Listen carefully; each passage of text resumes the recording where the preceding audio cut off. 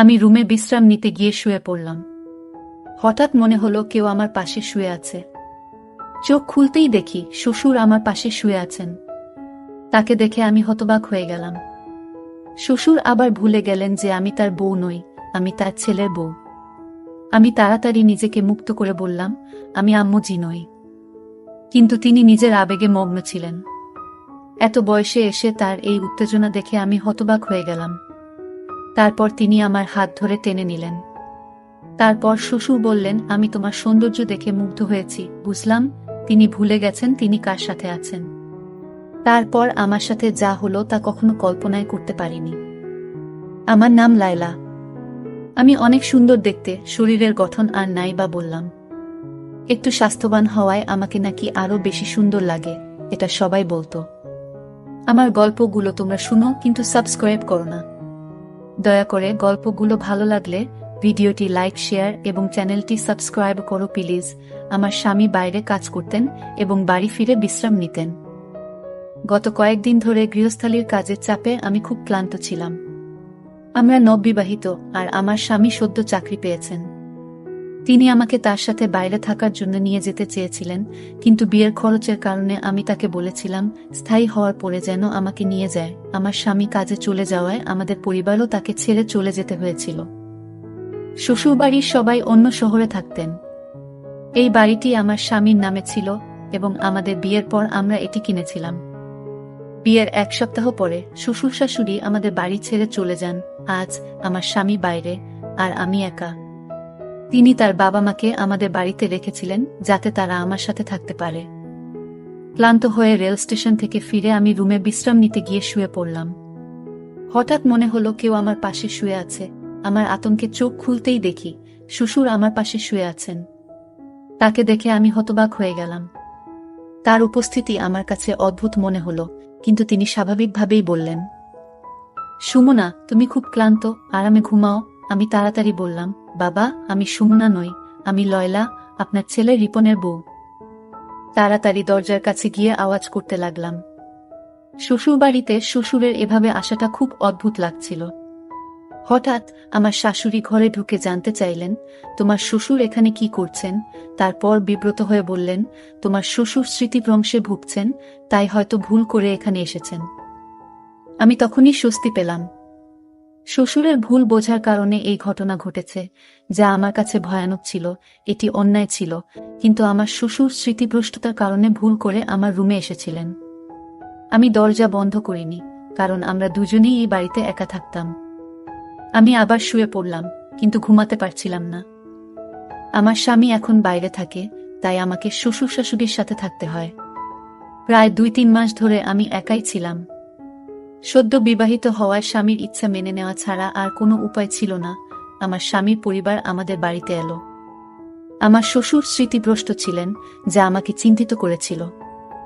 এতদিন আমি জানতাম না, কিন্তু এখন বুঝতে পারলাম তার সাথে থাকা কঠিন হবে। বিয়ের পর পুরো 1 সপ্তাহ শ্বশুর শাশুড়ি আমাদের বাড়িতে ছিলেন। সেই সময় শ্বশুরের অসুস্থতার কোনো লক্ষণ দেখিনি, কিন্তু স্বামী চলে যাওয়ার পর তার স্মৃতিভ্রষ্টতা প্রকাশ পেল। এ অবস্থায় তার যত্ন নেওয়া কঠিন হবে। সারা রাত এভাবে ভাবতে ভাবতে সকালে রান্নাঘরে গেলাম নাস্তা করতে। তখনই শ্বশুর এসে হাত জোড় করে দাঁড়ালেন। আমি চিন্তিত হয়ে বললাম, কি ব্যাপার বাবা, এভাবে হাত জোড় করে দাঁড়িয়ে আছেন কেন? শ্বশুর বললেন, রাতে আমি ভুলে গিয়েছিলাম কোনটা আমার রুম আর কোনটা আমার বউয়ের। খুবই লজ্জিত। আমি যদি জানতাম এমনটা হতো না। ভবিষ্যতে যদি ভুল করি ক্ষমা করবেন। আমি বললাম, বাবা, আপনি আমার বর। যা হয়েছে ভুলে যান। এরপর তাকে বাইরে পাঠিয়ে চা নিয়ে আসলাম। আমারও খারাপ লাগছিল, কিন্তু শ্বশুরকে বিব্রত দেখে বুঝলাম আমারও ভুল ছিল। আমরা সবাই মিলে নাস্তা করলাম। তবে আমি আমার স্বামীকে খুব মিস করছিলাম। তিনি প্রতি কয়েক ঘন্টা পর পর ফোন করতেন। শাশুড়িও আমাকে খুব ভালোবাসতেন। আমাদের দিনগুলো ভালোই যাচ্ছিল। শ্বশুর শাশুড়ির আচরণে আমি অনেক হাসতাম। এটা একটা মজার ঘটনা ছিল। যখন আমার স্বামী ফোন করলেন, আমি বললাম, শ্বশুর শাশুড়ির সাথে থাকায় আমি একাকিত্ব অনুভব করছি না। তিনি বললেন, এজন্যই তাদের এখানে রেখে গেছেন। একদিন বিকেল 5টা, গরমের দিনে আবহাওয়া ভালো ছিল। আমি কিছুটা বাতাস নিতে বারান্দায় গেলাম। দোলনায় বসে মোবাইল ব্যবহার করছিলাম। হঠাৎ শ্বশুর এসে বললেন, তোমার হাত অনেক সুন্দর, তুমি অনেক সুন্দর, তোমাকে আগের মতোই সুন্দর লাগছে। এটা শুনে আমি লজ্জা পেলাম এবং উঠতে চাইলাম। তিনি আমার হাত ধরে টেনে নিলেন। আমি রেগে বললাম, বাবা, আপনি কি করছেন? তিনি হেসে বললেন, লায়লা, আমি তোমার সাথে রোমান্স করব না? তোমার সৌন্দর্য দেখে মুগ্ধ হয়েছি। বুঝলাম তিনি ভুলে গেছেন তিনি কার সাথে আছেন। শ্বশুর আবার ভুলে গেলেন যে আমি তার বউ নই, আমি তার ছেলের বউ। আমি তাড়াতাড়ি নিজেকে মুক্ত করে বললাম, আমি আম্মু জি নই। কিন্তু তিনি নিজের আবেগে মগ্ন ছিলেন। এত বয়সে এসে তার এই উত্তেজনা দেখে আমি হতবাক হয়ে গেলাম। এই সময় মা ঠান্ডা হাওয়া খেতে খেতে বারান্দায় এসে জিজ্ঞেস করলেন, কি ব্যাপার, কোনো সমস্যা আছে? আমি উত্তর দেওয়ার আগেই মা শ্বশুরের হাত ধরে তাকে ছাদ থেকে নামিয়ে নিলেন। তিনি বললেন, শ্বশুরের দিনে কয়েকবার এমন খিঁচুনি হয়। পরের দিন রিপন ফোন করল। আমি তাকে বিষয়টি বলতে চাইলাম, কিন্তু মা এসে বললেন, তুমি তোমার বাবার কর্মকাণ্ডের কথা বলো। শ্বশুর জানতেন যে আমার স্বামী প্রতিদিন সন্ধ্যা 4টায় ফোন করে। শ্বশুর মোবাইল নিয়ে আসলেন এবং রিপনের সাথে কথা বলার সময় তাকে কথোপকথনে জড়িয়ে ফেললেন। অনেকক্ষণ পর যখন শ্বশুর ফিরলেন, তখন আমি রিপনের সাথে কথা বলার সুযোগ পেলাম না। মা বললেন, কেন কল কেটে দিল? এরপর বললেন, রিপনের একটি গুরুত্বপূর্ণ মিটিং আছে, রাতে ফোন করবে, তখন কথা বলো। সারা রাত অপেক্ষা করেও রিপনের কল পেলাম না। আমার শাশুড়ি পাশে বসে টিভি দেখছিলেন। তিনি বললেন, বৌমা, তোমার বাবার কাজের সঙ্গে রিপন এর কোনো সম্পর্ক নেই। দয়া করে তাকে এ বিষয়ে কিছু বলো না, নইলে সে টেনশনে পড়ে যাবে। আমি সময় মতো ওষুধ দিচ্ছি, তোমার বাবা তাড়াতাড়ি সুস্থ হয়ে উঠবে। আমি বিভ্রান্ত হয়ে মায়ের দিকে তাকালাম। তিনি বললেন, আমরা অনেক বছর ধরে বড় ছেলে ও পুত্রবধূর সঙ্গে থাকছিলাম। ওরা আমাদের খুব কষ্ট দিত, তাই রিপন যখন আমাদের এখানে থাকতে বলল, আমরা খুশি হলাম।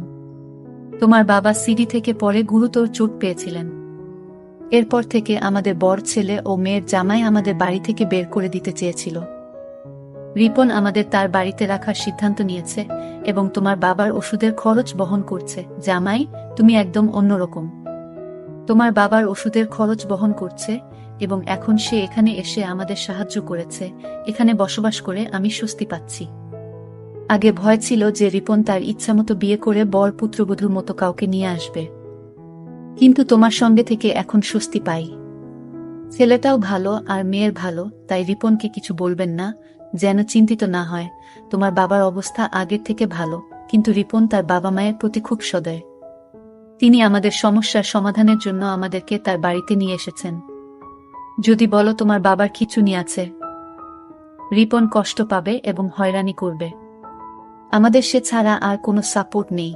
আমরা ছোট ছেলে বাড়ি থেকে বের হলে কোথায় যাব? শ্বশুর শাশুড়িকে এই বৃদ্ধ বয়সে কোথায় নিয়ে যাব? মায়ের কথা শুনে মন ভেঙে যায়। বড় ছেলে ও পুত্রবধূর অবহেলার কারণে শ্বশুর শাশুড়ি তাদের বাড়ি ছেড়ে চলে এলেন। আমি শ্বশুর শাশুড়ির কষ্ট বুঝি, কারণ আমার বাবা মাও চলে গেছেন। রিপন এর বাবা মায়ের প্রতি ভালোবাসা দেখে খুব খুশি হই। শ্বশুরের নানা কাজ আমাকে দুশ্চিন্তায় ফেলত। কখনো তিনি আমার কাছে আসতেন, কখনো কোলে নিয়ে যেতেন, কখনো প্রশংসা করতেন, যা আপত্তিকর মনে হতো। তিনি আমাকে নিবিড়ভাবে তাকিয়ে দেখতেন, আমার ঘরে প্রবেশ করার চেষ্টা করতেন, আর আমাকে তার স্ত্রী মনে করে অদ্ভুত কাজ করতেন। মাও আমাকে নিষেধ করলেন, তাই আমি মাকে জিজ্ঞেস করলাম, বাবাজি কি ওষুধ খাবেন? পাপাজির স্মৃতিভ্রংশতা বেড়েই চলেছে। সবচেয়ে কষ্টের বিষয় ছিল শ্বশুরমশাই শুধু তার স্ত্রীর ব্যাপারে ভুলে যেতেন, বাকি সবকিছু মনে রাখতেন। অনেক সময় ইচ্ছাকৃতভাবে তার ব্যক্তিগত জিনিস লুকিয়ে রাখতাম, কিন্তু তুচ্ছ জিনিসও তিনি মনে রাখতেন। তিনি শুধু আম্মুকে ভুলে যেতেন, আমাকে মা ভাবতেন না। মনে হতো তিনি স্মৃতিভ্রষ্টতায় ভুগছেন না। যদি ইচ্ছাকৃতভাবে করতেন, তবে তাকে সহ্য করতাম না। স্বামীর চলে যাওয়ার পরে 3 মাস অনেক কষ্টে শ্বশুর শাশুড়ির সাথে কাটিয়েছি। রুমের দরজা বন্ধ করে ঘুমাতাম এবং সারাদিন মুখোমুখি না হওয়ার চেষ্টা করতাম। একদিন দুপুরে দরজায় তালা লাগাতে দেখলাম দরজাটা ভাঙা। চিন্তিত হলাম, কারণ সকাল পর্যন্ত দরজার তালা ঠিক ছিল।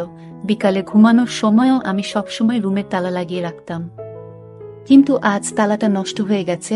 কোনোভাবে দরজাটা ঠিকমতো বন্ধ করেছিলাম।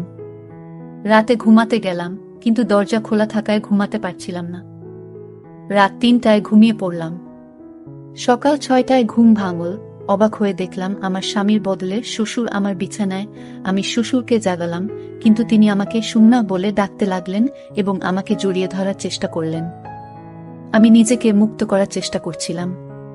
তখন সকাল 6:05, স্বামী রিপন হঠাৎ 3 মাস পর ঘরে ঢুকে পড়লেন। আমি নাইট ড্রেস পরা ছিলাম, শ্বশুরও রুমে ছিলেন। রিপন আমার মুখে জোরে থাপ্পড় মারলেন এবং বললেন, আমি বিশ্বাস করতে পারছি না যে তুমি এমন কাজ করেছ। তার কথায় আমি হতভম্ব হয়ে পড়লাম। অশ্রু গড়িয়ে পড়ল। তাকে বোঝানোর চেষ্টা করলাম, এটা আমার দোষ নয়। বাবা যে স্মৃতিভ্রংশ আছে, তাই তিনি আমার রুমে এসেছেন। আমি তাকে সবকিছু সত্যি বললাম এবং বললাম মা ও বাবা উভয়ই আমাকে সমর্থন করবে। তখন অবস্থা ছিল যেমন আকাশ ভেঙে পড়ার মতো। বুঝতেই পারিনি যে দুজনেই এমন দ্রুত রং বদলাবে। তখন শাশুড়ি কাঁদতে দেখে বলেছিলেন, রিপন, আমি তো তোমাকে আগেই বলেছিলাম তোমার স্ত্রী চরিত্রহীন। ওর আচার ব্যবহার খুব খারাপ। আমি অনেকদিন ধরে তোমাকে বলছি যে তোমার স্ত্রী তোমার বাবাকে পটানোর চেষ্টা করছে, সে তোমাকে ছাড়া থাকতে পারছে না, তাই এমন করছে। শাশুড়ি মা আরও বলেন, ও তোমার বাবার নয়, তোমার স্ত্রীরই দোষ। এই মেয়েটা খারাপ। মা তখন কান্নায় ভেঙে পড়লেন, আর আমি তাকিয়ে দেখছিলাম কতটা সহজে মিথ্যা বলছে সে। শ্বশুর বলল, তোমার স্ত্রী আমাকে প্রলুব্ধ করেছে। বলল, আমার সাথে রাত কাটাবে না, বললে তোমাকে আমাদের সম্পর্কে মিথ্যা বলবে এবং আমাদের এই বাড়ি থেকে বের করে দেবে। বাবা বললেন, আমি একজন সৎ মানুষ, আমি কখনো কোনো নারীর দিকে তাকাইনি। আমি এই বৃদ্ধ বয়সে এমন পাপ করতে পারি না। তোমার স্ত্রীর কথায় আমার কোনো বিশ্বাস নেই। রিপন এর মুখ রাগে লাল হয়ে গেল। সে কিছু না বলে আমার হাত ধরে বলল, তুমি আমার মা বাবাকে কষ্ট দিচ্ছ, তোমার লালসা পূরণ হচ্ছে না বলে আমার টার্গেট হয়ে গেছ। গত 2 মাস ধরে আম্মু আমাকে প্রতিদিন ফোন করে তোমার কিছু ছবিও পাঠিয়েছে, কিন্তু আমি আম্মুর কথা বিশ্বাস করিনি। আমার বিশ্বাস ভেঙে দিয়েছ। আজকে আমার সব ভুল ভেঙে গেল। মা বারবার বলার পরেও আমি যদি না আসতাম তাহলে কিছুই জানতাম না। আমি স্বামীর পায়ে ধরে বললাম, তুমি জানো তোমার বাবা স্মৃতিভ্রষ্টতায় ভুগছেন। তিনি সকালে এক শূন্যতা থেকে আমার রুমে আসেন, আমাকে মা মনে করেন। আজও তেমন কিছু হয়েছে। আমি জানি না মা তোমাকে কি বলেছে, কিন্তু বিশ্বাস করো, আমি চরিত্রহীন নই। তোমার বাবাকে আমি নিজের বাবার মতো দেখি, তার সাথে খারাপ কিছু করব কেন? রিপন বলল, আর কিছু শুনতে চাই না। সব শেষ। আমি বললাম, ভগবানের দোহাই, এসব বলো না, আমার সংসার ভেঙে যাবে। আমি মা বাবাকে অনুরোধ করেছি সত্যি বলার জন্য, কিন্তু কেউ কিছু বলল না। তিনি বললেন, আমি এমন কিছু করছি না, আমার স্বামীকে প্রতারণা করিনি। তোমার বাবার সাথে সম্পর্ক থাকা মানে আরও লোকের সাথেও সম্পর্ক থাকতে পারে। আমি কখনোই তোমাকে বোকা বানাইনি। আমার স্বামী বলল, তুমি বারবার বোকা বানানোর চেষ্টা করছো। আমি আর বোকা হব না। বাবার মিথ্যা কথা বলার রোগ নেই। রিপন চুপচাপ ছিল। তারপর বলল, তুমি এখান থেকে চলে যাও। স্বামী আমাকে ধাক্কা দিয়ে বাড়ি থেকে বের করল। আমি মাথা ঘুরে পড়ে গেলাম। জ্ঞান ফিরলে দেখি আমি হাসপাতালের বিছানায়। আমার বিধবা বোন পাশে বসেছিল। স্বামীর সাথে সুখ না পেয়ে বোনের দুঃখ ভাগ করে নিচ্ছিলাম। আমার বোন আমাকে বলল, তুমি কি করেছ? আমি বললাম, কিছু না। বোন বলল, আমি সব জানি। শ্বশুর শাশুড়ি তোমার বিরুদ্ধে ষড়যন্ত্র করেছে। তুমি কান্না থামাও, তারপর সব খুলে বলো। আমি সব খুলে বললাম আমার বোনকে। সব শুনে সে বলল, তুমি এতটা বোকা কেন হলে? এতদিন চুপ করে সহ্য করলে কেন? তোমার স্বামীকে বললে না কেন? তোমার শ্বশুরবাড়ির লোকেরা কেন এমনটা করছে? আমি জানতাম না কি করতে হবে। রিপন আমাকে বাড়ি থেকে বের করে দিয়েছে। দিদি বলল, এমন লোকের সাথে থাকার কোনো মানে নেই যে তোমাকে বিশ্বাস করে না। তোমার শাশুড়িও খারাপ ব্যবহার করেছে। প্রায় 1 সপ্তাহ পর রিপন ডিভোর্স পেপার পাঠাল। আমি জানতে চাইলাম আমার শ্বশুর শাশুড়ি কেন এমন করছে। আমি আমার ছোটবেলার বন্ধুকে বললাম, সত্যিটা জানার জন্য শ্বশুরবাড়িতে যে কাজের মেয়ে হিসেবে ঢুকে সব দেখে আসো। সে রাজি হলো। পরের দিন সে কাজের মেয়ে হিসেবে শ্বশুরবাড়িতে ঢুকল। আমার শাশুড়ি তখন একা ছিল এবং তাকে সাহায্য করার জন্য কাউকে খুঁজছিল। বন্ধুটি বলল, সে সব কাজ করবে। কাজের মেয়েটি আমার শ্বশুরবাড়িতে ঢুকে সবার আস্থা অর্জন করে এবং ঘরের সব খবর রাখতে শুরু করল। সে জানতে পারল যে আমার স্বামী এখন আর বাইরে কাজ করেন না, বরং একই শহরে আছেন। 2 শূন্য দিন কেটে গেল। আর আমার বন্ধুর সব শোনার পর শ্বশুরবাড়ির সব কথাবার্তা আমাকে জানাল। আমি বুঝতে পারলাম আমার সঙ্গে খারাপ আচরণের কারণ হল আমার স্বামীর বড় ভাইয়ের বউয়ের কঠোর স্বভাব। শাশুড়ি বললেন বড় ছেলের স্ত্রী খুব খারাপ এবং লোভী ছিল, আর আমার শ্বশুর শাশুড়ির উপর অনেক অত্যাচার করেছে। শ্বশুর মশাই অনেক কিছু জানলেও তার ছেলে কিছু বলেনি। আমার স্বামী ছিল আলাদা। তিনি শহরে থাকতেন এবং নিজের উপার্জিত অর্থে আলাদা বাড়ি কিনেছিলেন।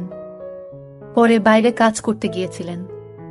শ্বশুর মশাই যখন বুঝলেন যে ছোট ছেলে অনেক উন্নতি করেছে, তখন শ্বশুরবাড়ির লোকজনকে বললেন কোনোভাবে আমার ছোট ছেলের বাড়িতে ঢুকে তার বউকে বের করে দাও, আর তারপর আমাদের সেখানে নিয়ে যাও। এভাবেই তারা আমার বিরুদ্ধে ষড়যন্ত্র শুরু করল। তারা আমাকে দোষারোপ করে সমাজে অপদস্থ করার পরিকল্পনা করল। তাদের লক্ষ্য ছিল আমার স্বামীকে প্রভাবিত করে বাড়িটি তাদের নামে করিয়ে নেওয়া। বড় ভাইয়ের বউ এবং ভগ্নিপতি খুব লোভী হয়ে পড়েছিল এবং তারা এই বাড়ি নিজেদের নিয়ন্ত্রণে নিতে চেয়েছিল। তবে তারা জানত না সম্পত্তি হস্তান্তর এত সহজ নয়।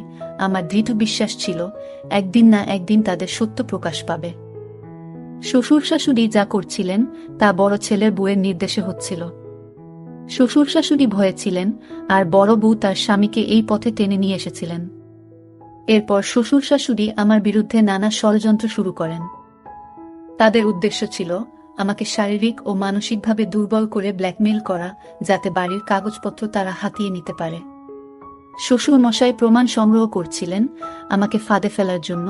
তারা চেয়েছিলেন আমার স্বামী আমাকে বিশ্বাস না করে বাড়ি থেকে বের করে দিক, যাতে ছোট ছেলের বাড়ি রক্ষা করতে পারেন। শাশুড়ি আমার ভিডিও আমার স্বামীর কাছে পাঠিয়েছিলেন আমাকে অপদস্থ করতে। শেষে তারা আমার ভিডিও ব্যবহার করে আমাকে ব্ল্যাকমেইল করার চেষ্টা করল, কিন্তু আমার স্বামী সত্য জানতে পেরে তাদের ফাঁদে পা দেয়নি। সব বলে ছেলের বাড়ি বাঁচিয়েছে, কিন্তু এখন আমার স্বামীর প্রতি বিশ্বাস উঠে গেছে। আমি আর ফিরে যেতে চাই না। সত্য কখনো লুকিয়ে থাকে না। আমি জানি একদিন না একদিন আমার স্বামী এসে ক্ষমা চাইবে। আমার শ্বশুর শাশুড়ি সব শুনে কেঁদে বললেন আমরা বড় ছেলের স্বার্থে ছোট ছেলের সঙ্গে অনেক অন্যায় করেছি। কিছুদিন পর আমার শ্বশুর তার ছেলে রিপনকে পুরো সত্য বললেন, কিভাবে বড় ভাই এবং তার বউ তাকে হয়রান করত। 1 মাস পর আমার স্বামী এসে ক্ষমা চাইল, যদিও আমাদের ডিভোর্স হয়ে গিয়েছিল। সে বলল তোমার বোন যা বলেছিল তা সত্যি, তুমি আমাদের বাড়িতে ফেরত এসো। সম্পর্ক শেষ হয়ে গেছে, কারণ বাবা মা সবকিছু বলেছে। পুলিশও বড় ভাইকে গ্রেপ্তার করেছে। শ্বশুর শাশুড়িও পুলিশের কাছে পুরো সত্য বলেছে। আমার স্বামী বলল প্লিজ লায়লা, আমার সঙ্গে এসো, তোমার নামে বাড়িটা লিখে দেব। শ্বশুর শাশুড়িও এসে ক্ষমা চাইলেন, কিন্তু আমি তাদের ক্ষমা করতে রাজি ছিলাম না। আমার বোন বলল এখন ওরা বুঝে গেছে, আর ভুল করবে না। তোমার স্বামী তোমার নামে বাড়ি লিখে দিচ্ছে, এর চেয়ে বড় প্রমাণ আর কিছু হতে পারে না। চলো চুপচাপ ফিরে যাও। আমি বোনের কথায় রাজি হলাম। তার বড় ভাই আর তার বউ গ্রেপ্তার হলো এবং স্বামীও বাড়ি ছেড়ে চলে গেল। শ্বশুর শাশুড়ি এখন একাই থাকে। আমার স্বামী এখন একই শহরে কাজ করছেন। আমাকে একা রেখে কোথাও যান না। সব ঠিক হয়ে গেছে। আমার বোন